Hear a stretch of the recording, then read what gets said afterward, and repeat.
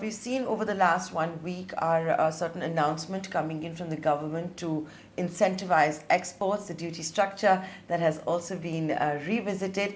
It's also at a time when you're seeing borders reopening, demand coming back, exporters getting orders for the busy Christmas season as well. So we thought we'd put the spotlight on garment exports today on the market. Joining us live now are A.Sakthivel, the president of FIEO. We are also being joined by Mr. Ganapathi, the managing director at Gokaldas Exports. Mr. Ganapathi, I'm going to come to you first.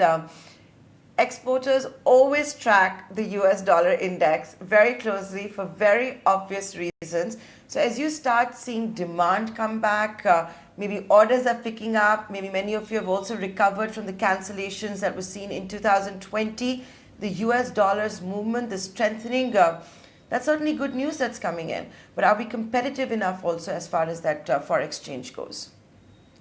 Sure. So you asked quite a few questions. So let me start with the demand side first, particularly in the US.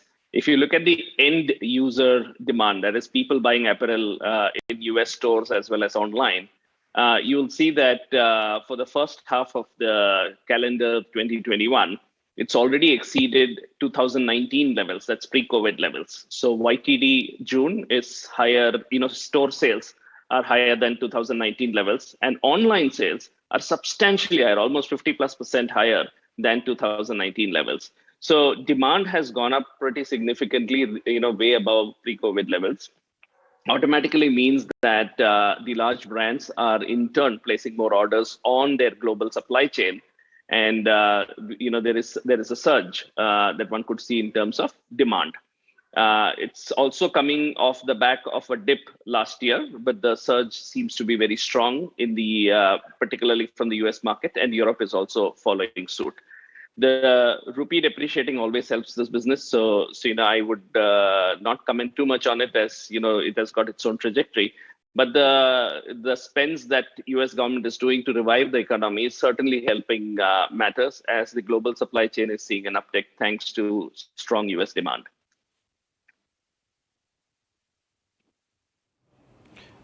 Mr. Sakthivel, while Mr. Ganapathi is right in saying that the China One policy is something which will only increase dependence on Indian customers, but that may be the case because he's a large exporter and he represents one of the biggest export firms in India. What happens to the exporters who are working out of Delhi, Okhla, Lajpat Nagar, Tirupur? What happens to the small and the medium exporter? They will get crunched, A, because of Bangladesh and Vietnam, and now because of the shift in market share to the bigger players. See, as far as apparel export is concerned, there is no difference between a large player and a small players, because every sector has got their own buyers to sell for it. So the same way that you have a big chain stores, even the big chain stores buy from some special garments from small exporters also. Now that time is so good because the sentiment towards India is turning into positive. Every customer wants to buy Indian goods. So the buyers also in a favor of doing that. So whether it's a large or a medium or small, everybody has got the opportunity in the apparel sector.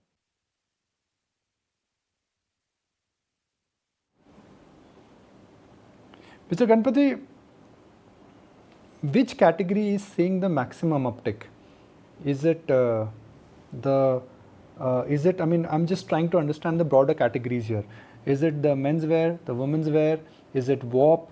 Is it hosiery? Where the uptick is coming? All categories. So when there is growth across all categories. Certain categories may grow faster. We've seen for quite some period of time that the knits as a category and casuals as a category was growing much faster. And now wovens and fashion garments are also picking up. So there has been a general secular trend of all the categories growing in terms of demand.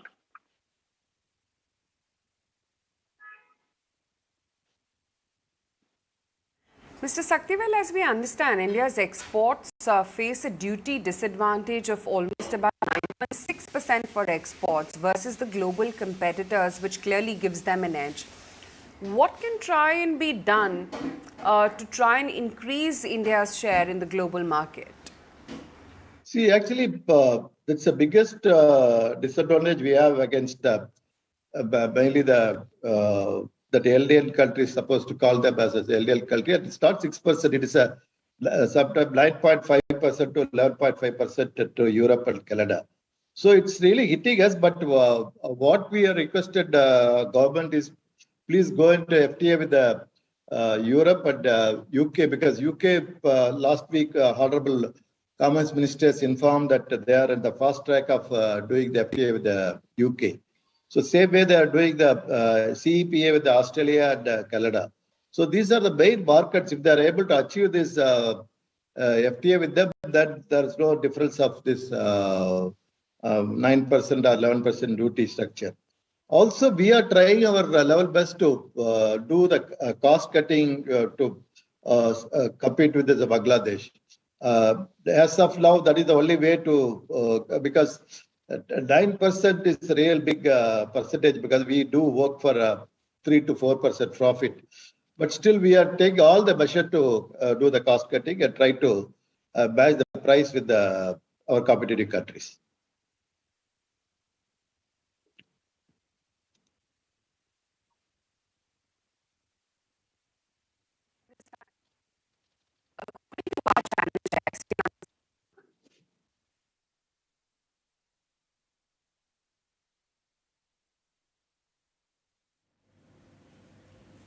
Right. Mr. Ganapathi, if I can come to you now, one issue that has been bothering all the exporters and has been talked about a lot is the vessel shortage. We've seen decommissioning of vessels, capacity has not been added. How are all of you grappling with that, or has it become a non-issue? No. It's certainly an issue. These days, containers are a big challenge, and several customers insist that we put the goods in a container and send it back to them. And we are finding that there is a massive global container shortage as we speak. So there is a shipping crisis, looming at large. And until we tide over it, we will have supply chain being hit. So we've seen a lot of disruption, both incoming and outgoing, goods movement. And we hope that it gets sorted out soon. It's a global crisis, so we'll have to wait for things to turn around the corner soon.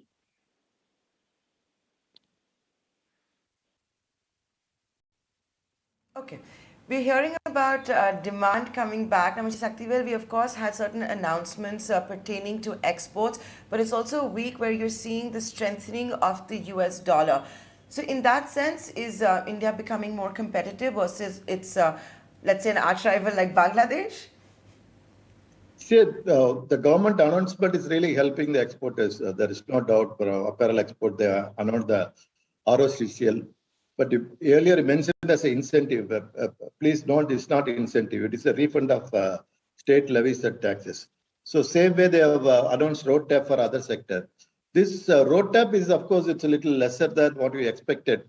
But ROCL is a good thing that they are allowed for 3 years. Thanks to the Honorable Prime Minister and Commerce Minister and Finance Minister for it. Because once we have a 3 years policy, we always have a strengthened with our costing. Definitely, this refund of taxes is helping us, and we are also, as Ganapathi said, the orders books are good. Nowadays, what happens is most of the stores also started online business. So they get good orders for online business because people don't go much to the shopping, but they do order the online business. And more than formal clothes, nowadays we get casual clothes order. Like lounge wear, work at home. We have even started one category as work at home wear. So there's a good demand for this. And of course, this baby garments is always doing well, because whatever happens that they don't stop buying baby garments. So it's all these are helping us in a positive way.